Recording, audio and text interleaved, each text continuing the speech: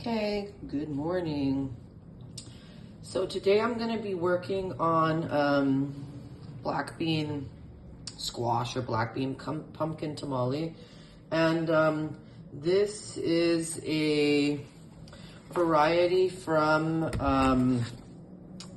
Baker Creek Seeds. They are amazing. And so this is the name of this guy.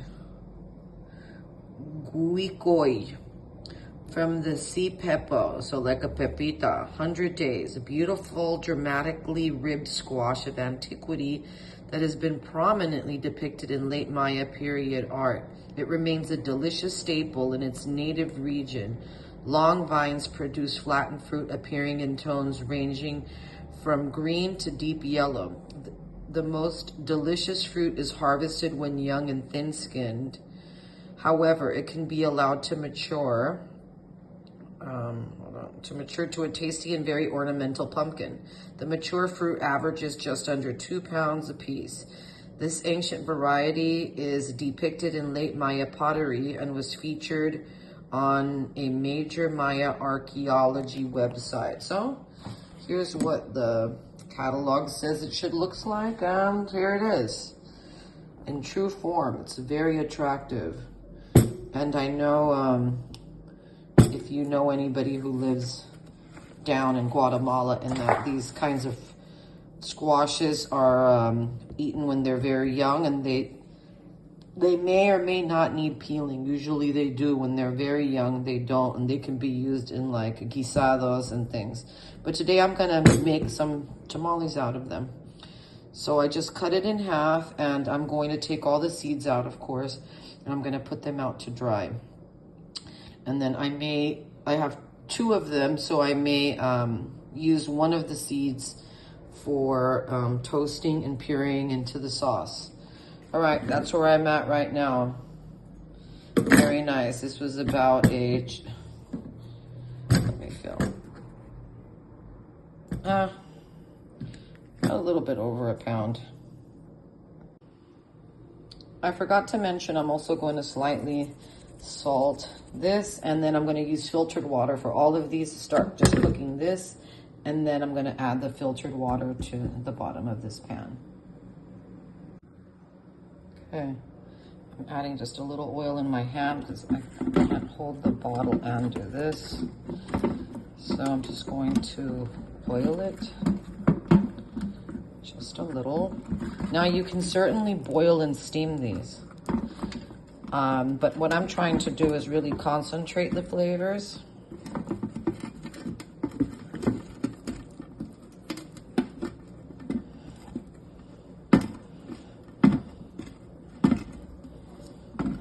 Really trying to get the cut side so that when I place them face side down, they don't stick. Now I'll probably add just a tiny little bit more oil. Hold on. Shoot. Okay. Where's my production team? Okay, here we go. Just a little tiny oil.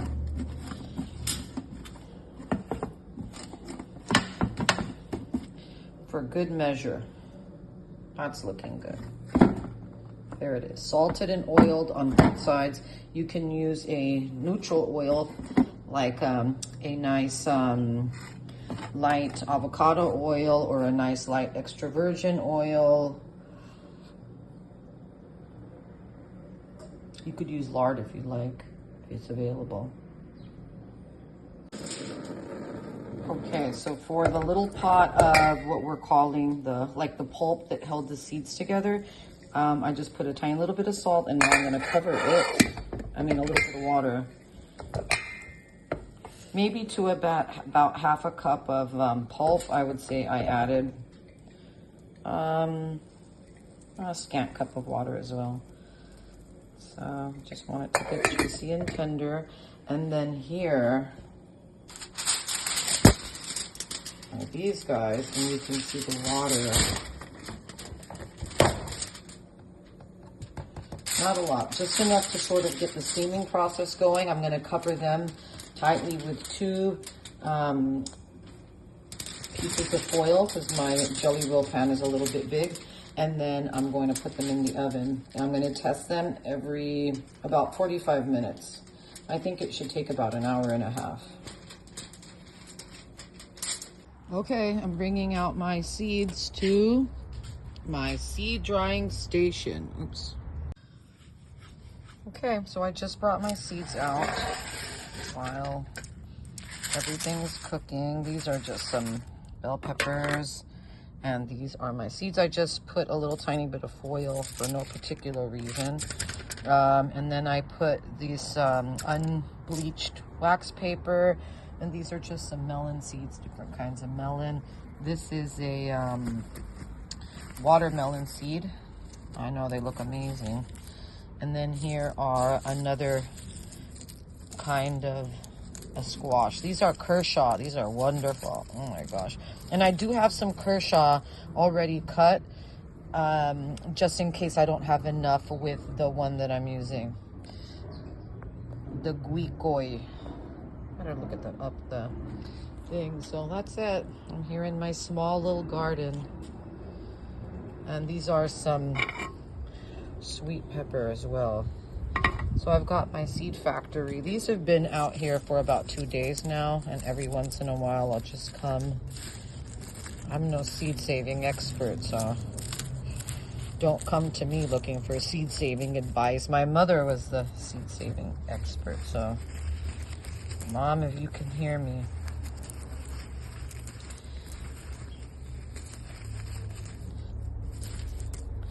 All right, that's it. I'll just move them around. I'll be back here to see these later. Okay, so it's been about 25 minutes since I put the squash in the oven. I have not checked it yet, but in a small little cast iron pan, I've got 2 chili guajillos and 3 chili moritas, which is really just a form of jalapeno. But this is kind of a half one. Add as many as you like. I'm gonna add these to the black beans that are eventually gonna go in to the pumpkin bean tamale. Just kind of keep them moving. I didn't preheat the pan too much because I've noticed that if you do, they just blister so quickly that you can't get a good deep toast on them. And you're just like when you toast spices, you're really trying to just see them puff up a little. Sometimes they won't if there's a lot of holes, like how I'm piercing it with my very sharp tongs here. But just kind of move them around. Sometimes it has hot spots. And then just keep them going in this way until they're toasted. And then I'm gonna grind them. Then I'm gonna grind them. And then I'm going to start cooking the beans. This is just a string from the peppers. Okay.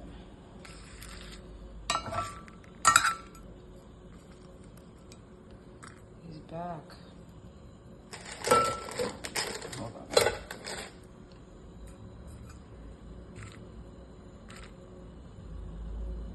Will eventually burn off, but it's just annoying.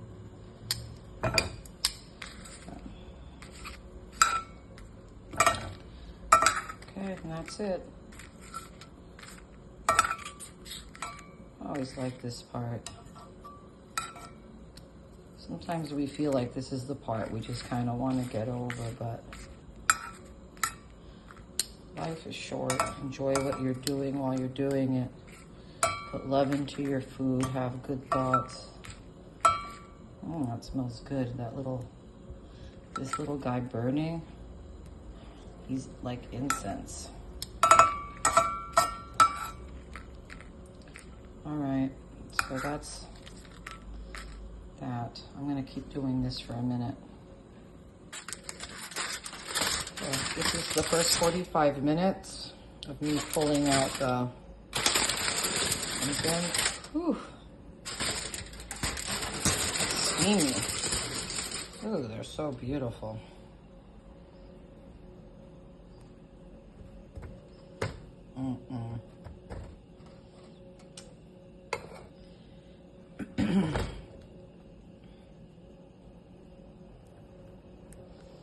Yeah, there's a look at how beautiful that is. What a glorious, beautiful thing. All right, I'm gonna put you back for another 45 minutes. I said about an hour and a half. Still feels that way, but you never know. Maybe it could go up to 2. I doubt it. Ooh, you see there's still plenty of water in here, and that's giving it that first steam. So I'm gonna wrap it tightly. I'm going to set the timer for 45 minutes, and that's also going to be my check for the beans in 45 minutes. My timer's almost up for 45 minutes of the beans. I haven't checked them yet, but I did add 2 pieces of pepper, sweet pepper, also known as like bell pepper. I'll have to find out the name of those peppers, and then 1 large piece of garlic. Okay, here it is, another 45 minutes. Aha.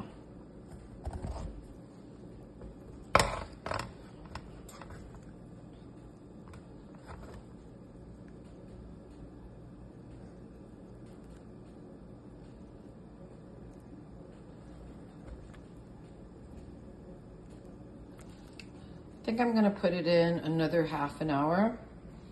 And I'm also going to throw some of the Kershaws on here just to roast a little. Like I said, in case I don't have enough. I'm probably not gonna use them because I want to taste the true taste of this. So, but just in case.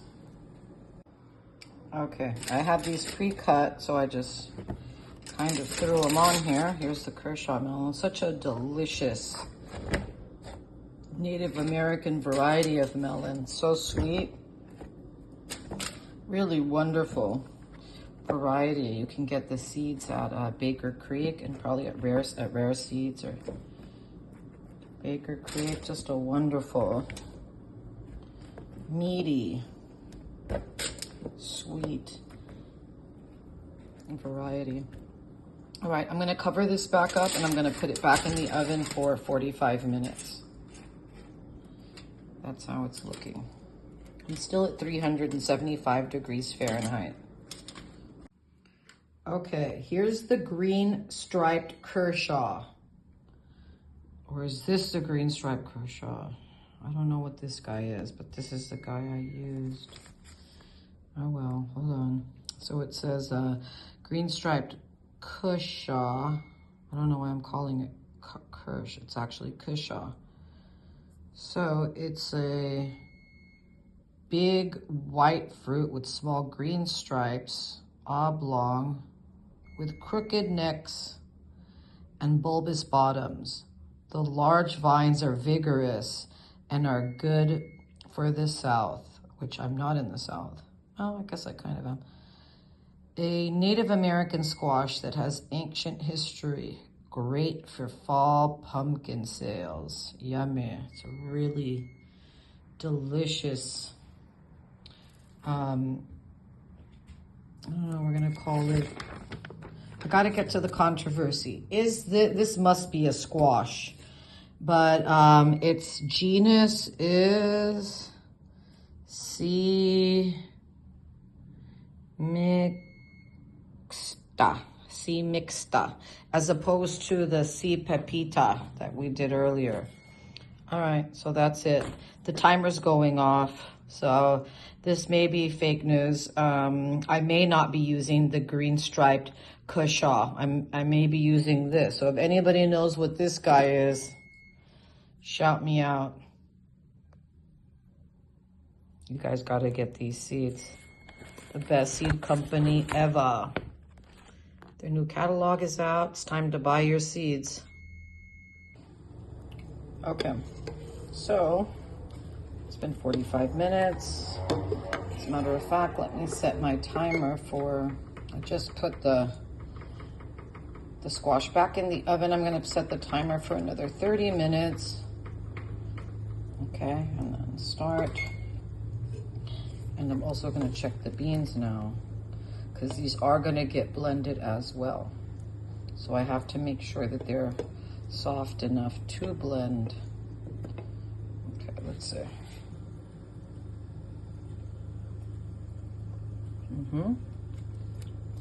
Good. All right. And I also have to add the chile morron and the chile guajillo and the avocado leaf. So I'm gonna go ahead and cover this again. My timer is set for 30 minutes. And I'm gonna start blending the spices. Whenever you have a small quantity of chilies or spices, it's always easiest to just use any kind of coffee grinder or grinders that are made for just processing chilies and spices. So that's what I'm gonna do. And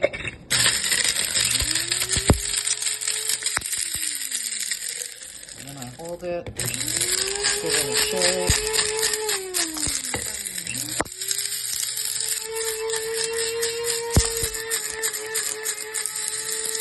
That's very good.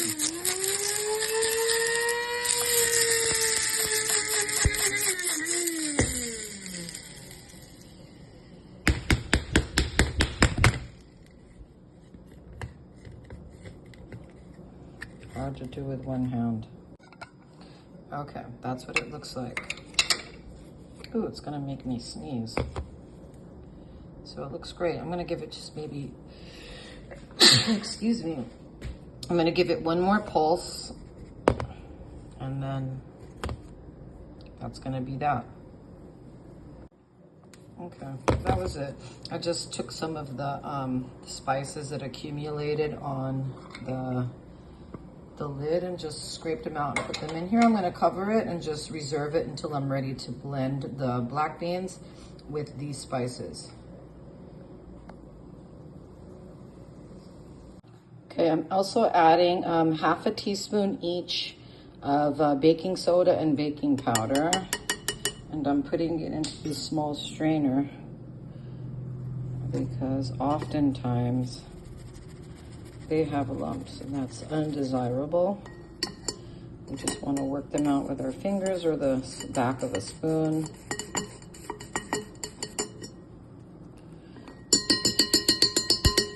Mom and Grandma's old little strainer. I love this little guy. Okay, so let's see, let me just give this, I just grabbed my spatula here. Let's just give it a mix. Okay.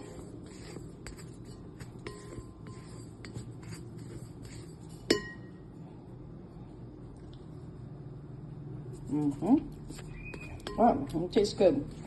Tastes good on salt right now. We don't want to go get carried away. At some point, I am going to also add a neutral flavored oil of your choice.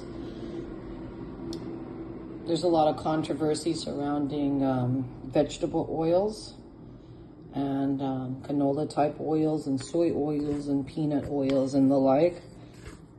So I'm not going to recommend them to you, but use the oil that you have on hand. I'm going to be using avocado oil for this.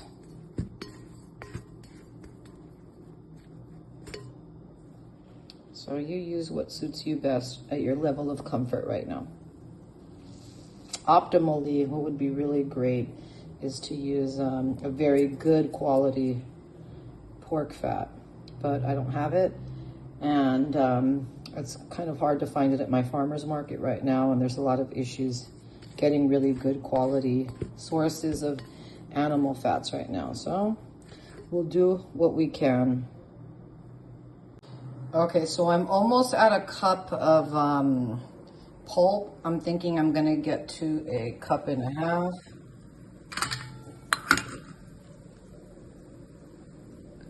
So I'm just scraping this. It's hard to show it, obviously. I don't have any help, and my my tripod only films sideways, and that's annoying, but just scrape, scrape, scrape. And then after you've scraped, it will look like this. It's very incredibly hard. And then you're gonna see these ridges, and it probably would be beneficial to, with an even smaller spoon, to go in and try to get as much pulp out of these ridges. I don't have a small spoon at hand, or I'd show you, and I also don't have a hand to show you, but I think I'm gonna end up getting 3 cups out of this. And here is the Kusha melon. I need to start labeling stuff. I'm old. They're so, they're both very yummy. I haven't tasted too much of this guy because I don't have a lot. I want to save every little last drop. And I've had plenty of these. I made pumpkin beans and some other stuff I can't even remember right now. So there it is. I have to turn it off because I'm still scraping, and also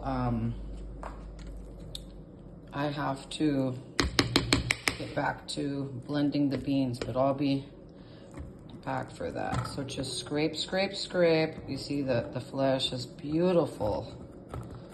Bright, bright, bright orange yellow color. It's very sunny.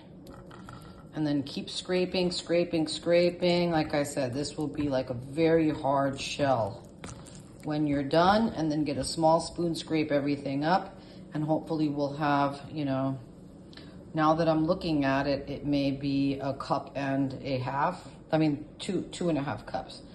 Because now that I'm scraping, this might be too much. So let me put that to the side.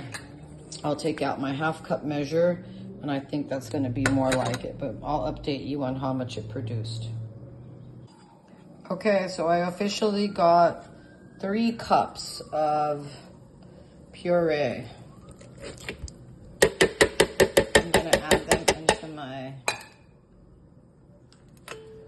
food processor. This is a very old food processor. I call her Old Trusty.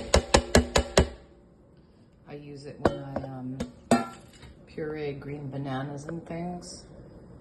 Well, I'll actually use it for everything because I don't even have another one. So, but the engine is very strong. All right, here we go.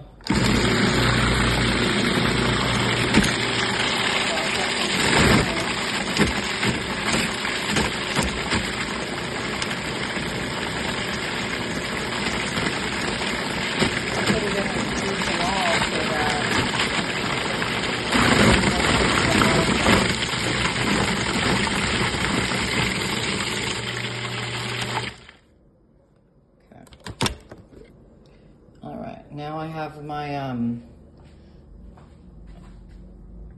my bowl here with my masa, but I have my spatula here, so I'm just gonna gently scrape everything off with my silicone spatula, and once that's all in, I'll see if it's enough and then see if I have to process some of my other squash. Okay, so I've almost gotten everything out of the food processor bowl. I still see a little tiny bit, but I hate to waste even a drop. So many precious resources like water and time have been spent creating these and growing these wonderful vegetables. It's absolutely a crime to just throw them away willy-nilly. So I'm probably gonna get to just getting the last little scraps out, and I just added it to my masa, and then let's see how this goes.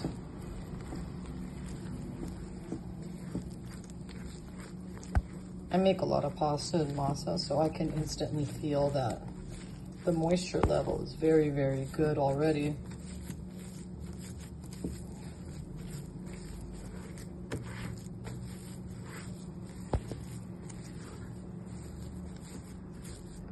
So I'm gonna get a stronger spoon, a wooden spoon or a spurtle, and I'm going to keep mixing, and then I'm going to let it sit for a minute and taste it.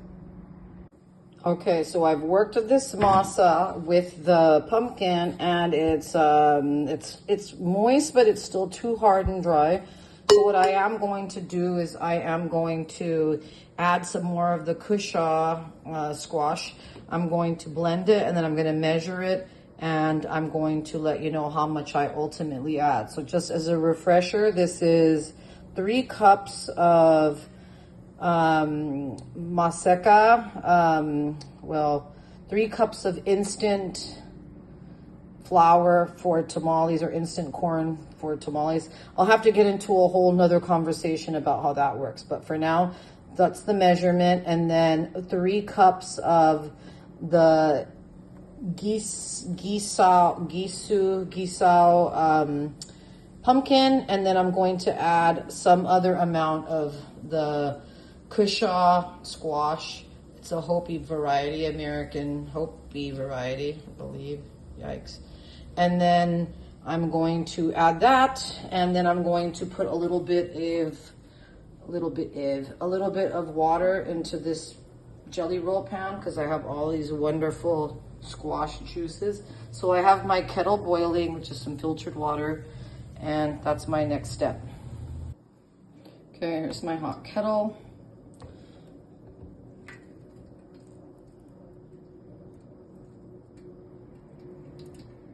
I won't leave you behind, my flavorful little angels.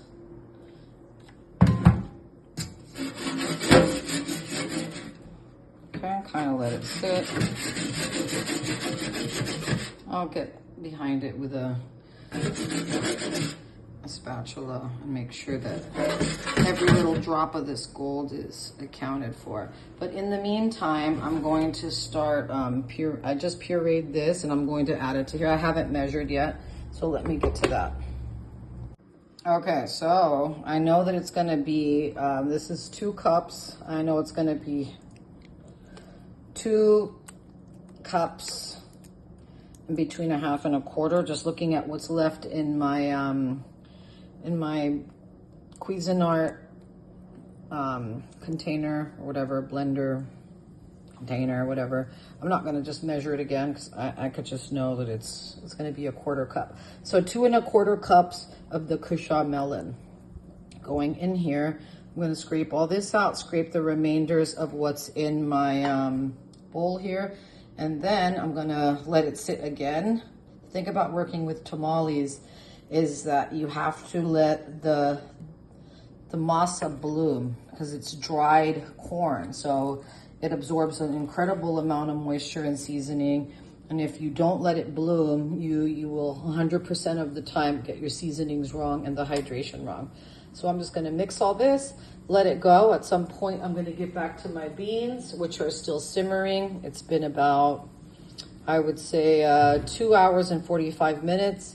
And the water's almost dry on them, so I'm going to check on them. So see you in a bit.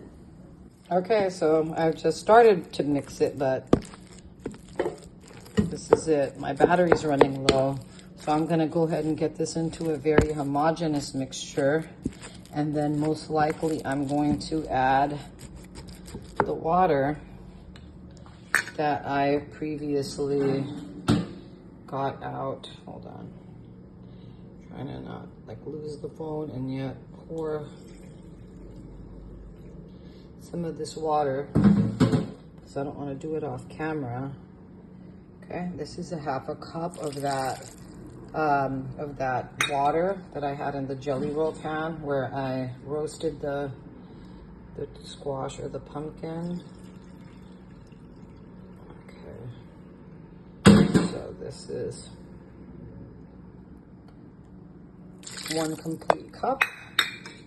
There's just a little more in here. I think I'm gonna possibly. All right, so looks like it's gonna end up being 1.5 cups of the roasting squash pan water, which was just the roasting pan here that was filled with the the filtered water that I put in the kettle. So, okay, I'm gonna keep mixing this. I'm going to let sit, taste for salt, and then by the time I get to seasoning this, I will be back. My phone hopefully will be charged, and the beans might be cool enough to handle. So I'm gonna do some dishes, and I will be back. Okay, I'm whispering because my kid's in piano class. I've let these mosses sit, and the hydration's looking really great. It's very fluffy, and the corn, I can just smell the, smells so incredibly good. I might just steam a little bit off.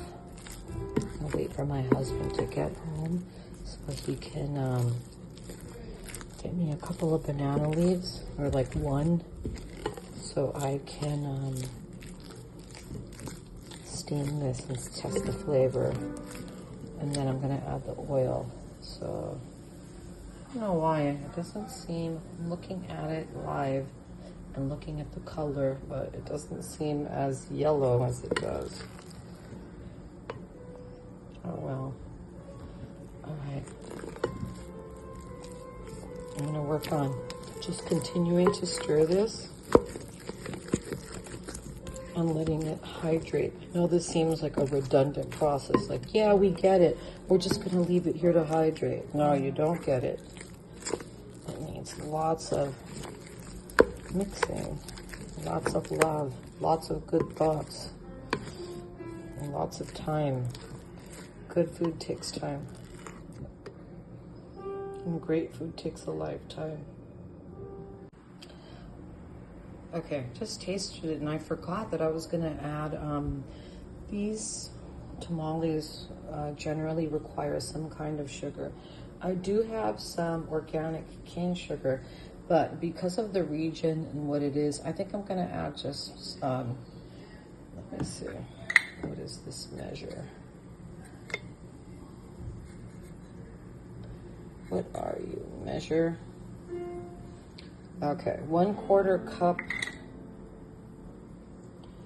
1/4 cup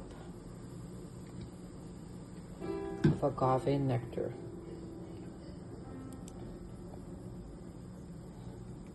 Organic agave nectar. If you want to add a good organic cane sugar, or you want to skip adding sweetener at all, this tamale is very traditional, or the pumpkin bean tamale in general it's very typical for you to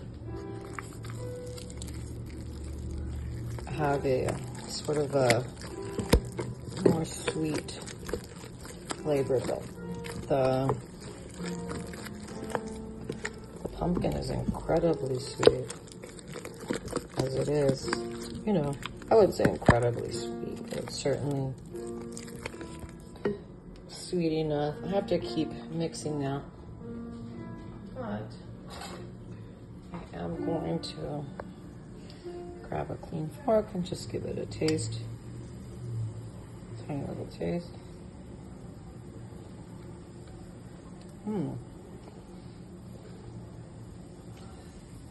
Wow, it's very good. I'm gonna add another tablespoon of my organic agave nectar. Oh, let me see. I know what my measures are, but you know, not very good with measuring freehand. Just test yourself. Yikes. That noise was my kettle falling into my sink. Okay. I have just a tiny little workspace. I have to work on top of my stove. But I have created so many wonderful meals on this tiny little space. The amount of the space or the beauty of your workspace doesn't matter. It's the beauty of your intentions and your love of the food you're creating and the gratitude in your heart. That's how I feel. So grateful that I'm able to taste living history, these beautiful squashes and pumpkins. Thanks to the farmers. Okay, I don't want to talk too much because sound carries, and like I said, my kid's in piano class. Okay, I'm gonna add 1/2 cup of oil of your preference. Okay. And then mix. If you don't add oil or some kind of fat or lard, butter, not that I would add butter to this, but it becomes cloying. It's too thick and it doesn't give you the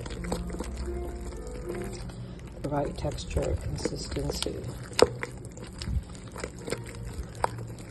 I mentioned earlier that preferably I'd be using some kind of a fat, animal fat, but I don't have any. I like to get my fat from farmers market or my Amish farmers, but there's a lot going on right now with that, so I have to do it. But you can see immediately how fluffy the texture changed just by adding that. I'm going to mix a lot more. Just trying to give you the bird's eye view for now. I'm going to keep mixing, and potentially I may be adding another 1/2 cup of oil. Okay, so that potentiality did happen. Whispering. This is going to be one edit, but I'm still whispering because my kid's still in piano class. Okay, I'm going to keep mixing. And then it's almost time to get to the exciting part, the beans. All of it's the exciting part.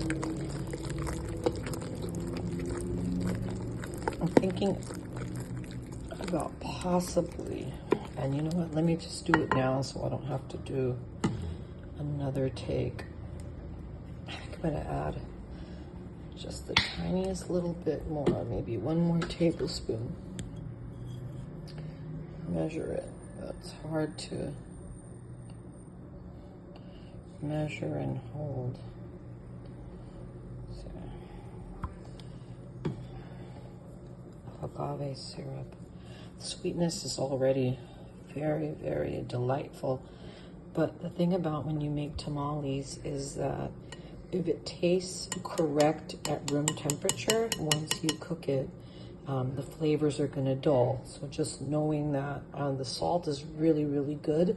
And that was because I added all that salt. I also added baking powder and baking soda, which also have some salt in it. But it dulls, you know, the flavor dulls because I'm going to be steaming it. And the leaves of the tamale are also going to draw salt and sugar out. So just to finish it off, the beans are going to be completely savory. So this is going to be a, I don't want to say sweet and savory, but yeah, sweet and savory. Really, it's just to accentuate the sweetness of the cabbage, of the pumpkin or the winter squash.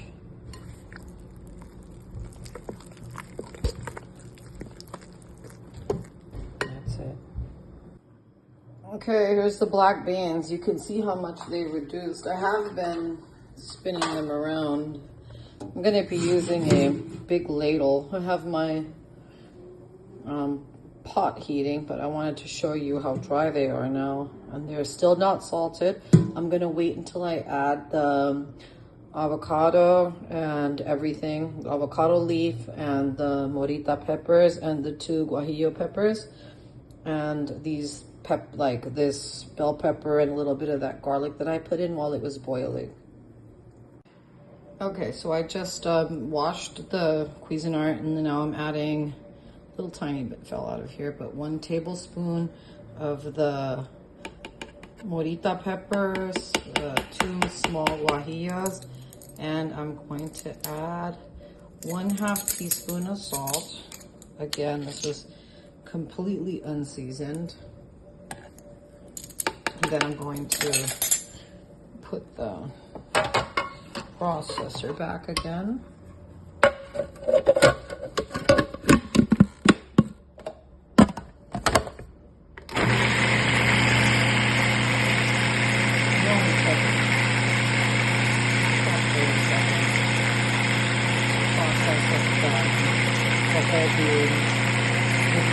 I also have a pan preheating.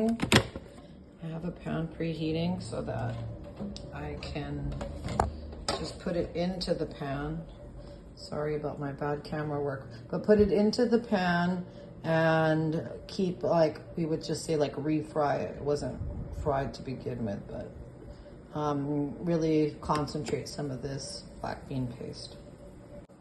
Okay, so I just tasted it for salt, and definitely needs more salt. So I'm gonna go with 1 teaspoon. So it's gonna come out to a teaspoon and a half.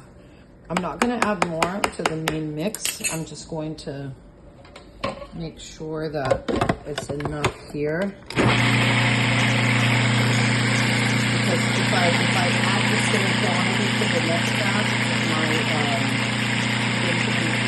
if you do want it, I'm going to slightly salt here, then comfortable because it loses salt.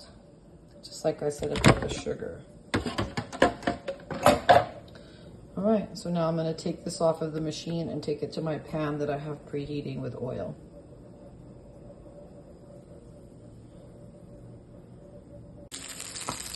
Okay, these beans made a big proud noise when I put them into the pan. That's just what you want. All right, my husband's getting home. He's gonna need lots of attention, so I'm gonna turn this down for now.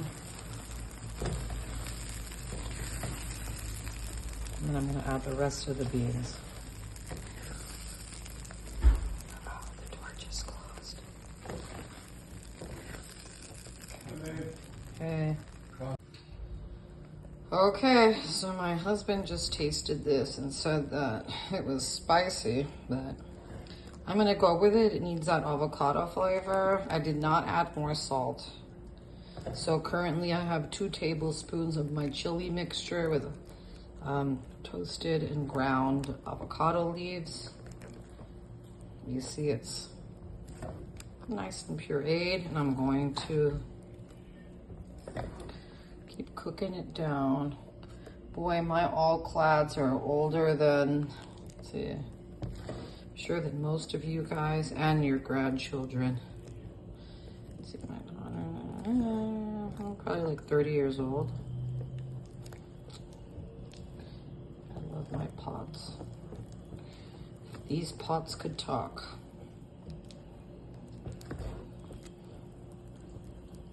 So I'm just scraping to make sure that nothing weird's happening on the sides. You don't want to move it so much that you're like creating burn spots, like dry spots. So you just kind of keep it going.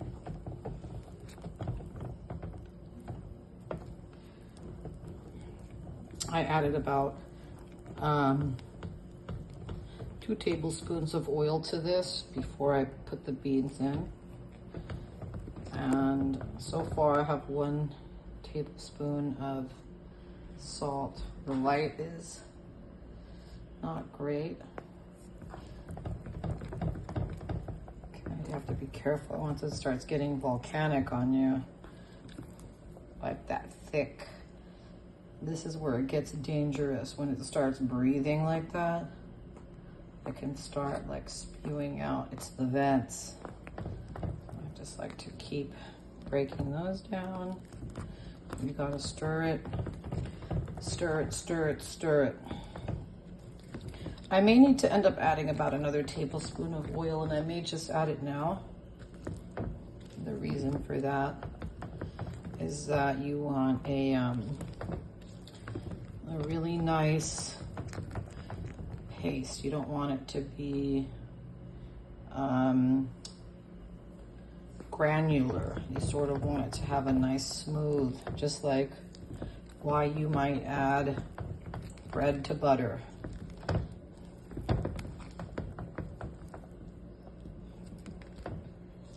Life without fat is just skinny. We do love skinny, but in this particular case, I could just tell that it's gonna need a little bit more oil. I'm gonna add that, and then I'm gonna go give my husband some attention, and then I'll be back. Okay, so I'm gonna add 1 teaspoon of salt. And I'm also gonna add 1 tablespoon of oil, but I don't have the manpower to do it. My husband's taking a shower, so my could-be assistant is also unavailable. I'm gonna keep cooking it down. I'll check in here and there. I just realized that I'm out of corn husks, so I may force him to just go to the backyard and get some banana leaves just for a taster, because I cannot go to sleep without tasting this.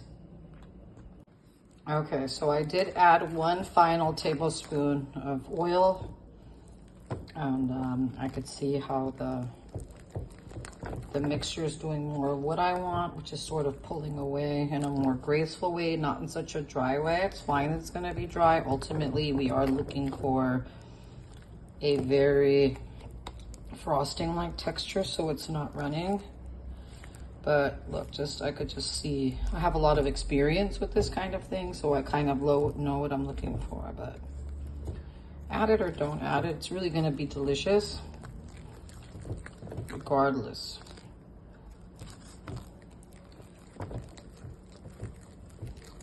Okay, I just wanted to remind myself that I added that last tablespoon of oil. Okay, so I'm tasting the beans. I have a little bit of regular Monterey Jack cheese, some of the beans, and I just heated one of these mini little street tacos. Let's see how it tastes.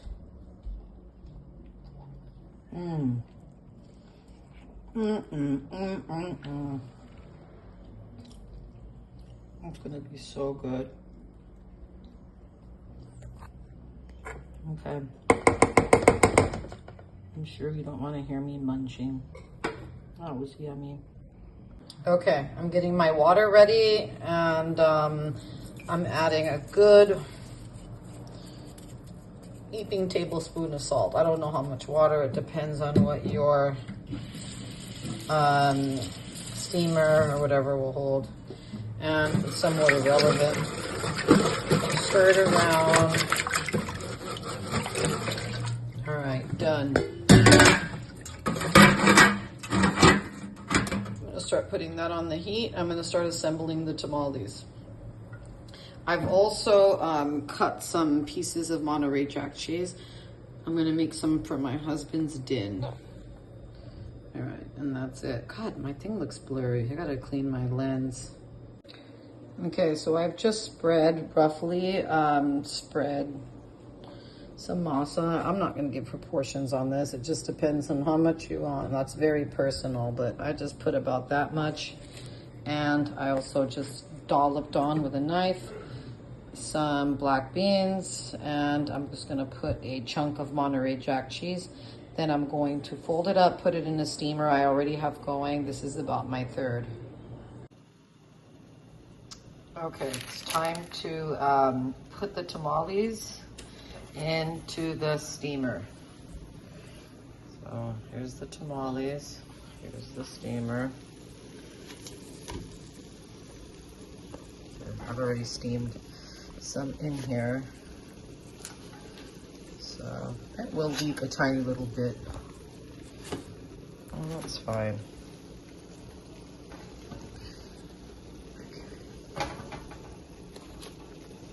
There it is. So I'm gonna cover it. I put a little bit of salt in the water each time, cover it, and now we wait. I'm gonna set my timer for 30 minutes, not because it's gonna take 30 minutes, only because this is a small steamer and I need to make sure that my water's not running out. I'm thinking the total cooking time for this is gonna be about 2 hours. Okay, I just took the lid off, and the first time I did it, my camera fogged up. But anyhow, I ended up cooking the tamales for 2 hours, and they've been sitting in this pot for approximately about 40 minutes, 45 minutes. And you see what I mean by they kind of, you know, they just expand, they leak out. That's good. It's perfectly fine. So you have to let them sit, because if you take them out without the sitting process, you're going to end up with very watery, unstable tamale. You wouldn't even be able to get them out with the tongs. So here is what they look like. If something like this happens and you don't think it's appetizing, just scrape her off. It's still really, really hot, as you see. So I'm gonna let them sit here. They have been sitting in the pot for 40 minutes. I'm gonna let them sit at room temperature like this for probably another 10, and then we're going to wrap it up. I'm gonna show you what it looks like. These are very pretty. That's a lot of cheese. I mean, I think they did relatively well, all things considered. This particular mix doesn't have a lot of leavening in it, so it was able to be controlled. And, you know, sometimes if you have a lot of leavening in a tamale, you'll have a lot more kind of eruptions like this, just because, you know, it leavens and comes out. It grows. Excuse me. Okay, so that's it. We're going to let these sit, and then we're going to try them out. Okay, it's cutting time. Just using my kitchen shears.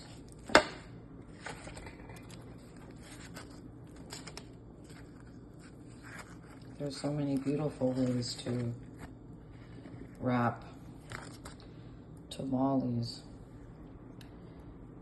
Whew. Okay. Here we go. I just have to find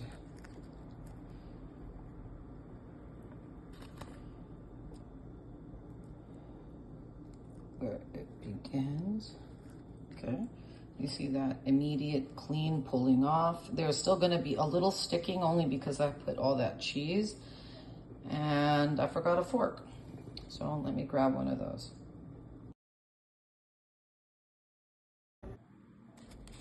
Okay, here goes the first bite.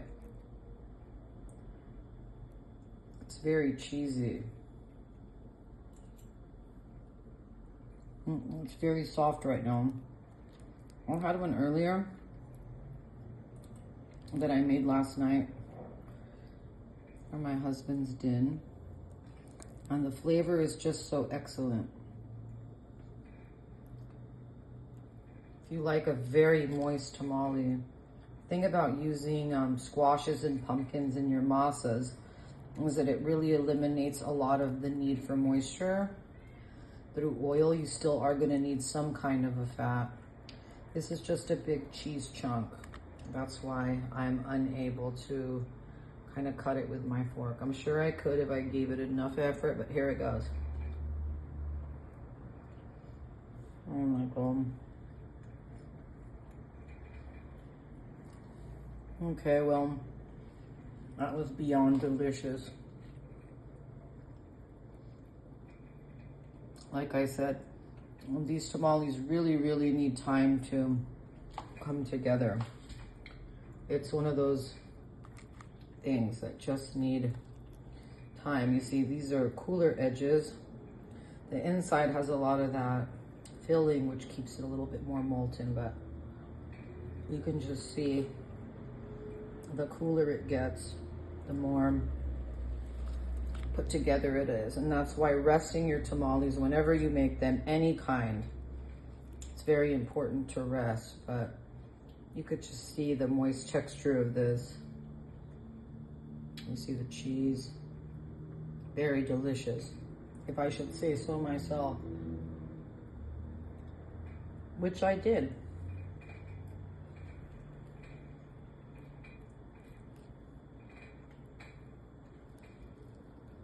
We'll talk more about masa textures and how to achieve the perfect texture for a particular tamale. But this is it. Until next time, like, share, and subscribe.